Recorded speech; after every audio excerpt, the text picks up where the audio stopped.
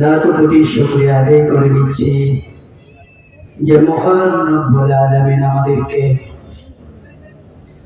দুনিয়ার জমিনের অসংখ্য ঝামেলা থেকে মুক্ত রেখে বিশ্বনবী আখির জামানার পয়গম্বর নবী মুহাম্মদ সাল্লাল্লাহু আলাইহি সাল্লামের বাসায় জান্নাতি বাগানে আসা বসার তৌফিকটুকু আল্লাহ তাআলা আমাদেরকে দান করেছেন।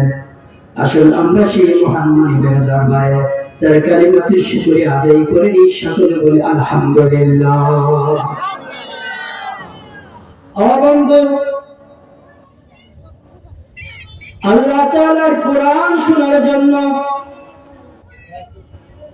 বিশ্বনবী মুহাম্মদ সাল্লাল্লাহু আলাইহি সাল্লামের হাদিস থেকে আলোচনা শোনার জন্য যে জমিনের মাঝে আমরা বসেছি, বলেন তো এই জমিনের মালিক কে? আমার মালিক কে? এই যে আল্লাহ রাব্বুল আলামিন আমাদেরকে চমৎকার জবান দিয়েছেন, যেই জবান দিয়ে আমরা আল্লাহ তাআলা কালমের কথা বলতেছি, বলেন তো এই জবানের মালিক কে?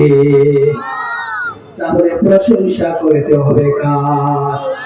বন্ধু, আমরা আবার আল্লাহ তাআলার এমন ভাবে প্রশংসা করব যাতে করে আমাদের প্রশংসার আওয়াজ প্রথম আসমান, দ্বিতীয় আসমান, তৃতীয় আসমান, চতুর্থ, পঞ্চম, ষষ্ঠ, সপ্তম আসমান ভেদ করে যেন আল্লাহ তাআলা আরশ মহল্লা পর্যন্ত পৌঁছে যায়। আমরা একটু আমাদের দিল খুলে উজাড় করি, বলি তো আলহামদুলিল্লাহ। কেন আল্লাহ তাআলার প্রশংসা আমরা করব না? একটু গভীরভাবে আমাদেরকে বুঝতে হবে বিষয়টা। কেমন আল্লাহর গোলাম আমরা, কেমন আল্লাহ তাআলা আমরা পেয়েছি। মুসলমানরা যে আল্লাহ তাআলা পেয়েছে, অন্য কোন ধর্মের লোকেরা কিন্তু ওই আল্লাহ নামটা পায় না, ঠিক না? একমাত্র মুসলমান যারা দাবি করবে, ইমানদার যারা দাবি করবে, কেবল তারাই আল্লাহকে ডাকতে পারবে, অন্য কেউ ডাকতে পারে না। আল্লাহ বলে, আল্লাহ রাব্বুল আলামিন আমাদেরকে এই দুনিয়ার জমিনে আল্লাহ তাআলা মানুষদেরকে পাঠাইবেন। পাঠাবার আগে আল্লাহ রাব্বুল আলামিন কেমন মহান আল্লাহ, চিন্তা করে দেখেন তো বন্ধু। এই দুনিয়ার পরিবেশে এত সুন্দর করেছে আল্লাহ তাআলা, যাতে করে আল্লাহর বান্দা এই দুনিয়ার জমিনে এসে আল্লাহর গোলামি করতে গিয়ে কোন জিনিসের যদি প্রয়োজন পড়ে যায়, তাহলে সেই জিনিসের অভাব যেন বন্দার ভিতরে না থাকে। এর জন্য আল্লাহ তাআলা আগে পরিপূর্ণ নিয়ামত দিয়ে এই দুনিয়াটা ভরপুর করে দিয়েছেন। সুবহানাল্লাহ! কি দেন নিয়ামত দিয়া? আল্লাহর নিয়ামতের কথা আমরা কি বলবো?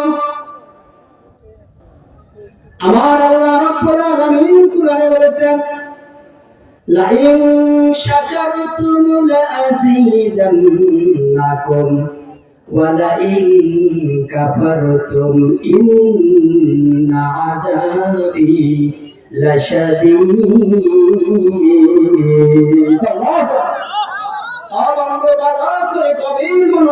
বুঝতে হবে, আমার আল্লাহ রাব্বুল আলামিন দুনিয়াতে আমাদের আসার আগে আমাদের যত নিয়ামতের প্রয়োজন, যা কিছুর প্রয়োজন, সকল কিছু দিয়ে আমার আল্লাহ তাআলা দুনিয়াটা ভরপুর করে দিয়েছেন। আবার আল্লাহ রাব্বুল আলামিন আমাদেরকে সাবধান করে দিয়ে বলেছেন, বান্দা শোন, আমার নিয়ামত পেয়ে কেউ দুনিয়াতে আমার নিয়ামতের শুকরিয়া আদায় করে, আমি আল্লাহ তাআলা ওই বান্দার জন্য নিয়ামত আরো বৃদ্ধি করে দিব। আর যদি কেউ নিয়ামত পেয়ে শুকরিয়া আদায় না করে, আল্লাহর বিরোধিতা করে, আল্লাহর বিরোধী কাজ করে, নিয়ামত ভোগ করবে, আল্লাহর প্রশংসা করবে আরেকজনের, এরকম লোক কি দুনিয়াতে নাই? ও বন্ধু, আল্লাহ তাআলা বলতেছেন আমার নিয়ামত, আমি আমার বান্দাকে নিয়ামত দিলাম, এই নিয়ামত পেয়ে যদি বান্দা আমার শুকরিয়া আদায় না করে অন্য কার শুকরিয়া আদায় করে, তাহলে আমি বান্দার কাছ থেকে নিয়ামত ছিনিয়ে নিব।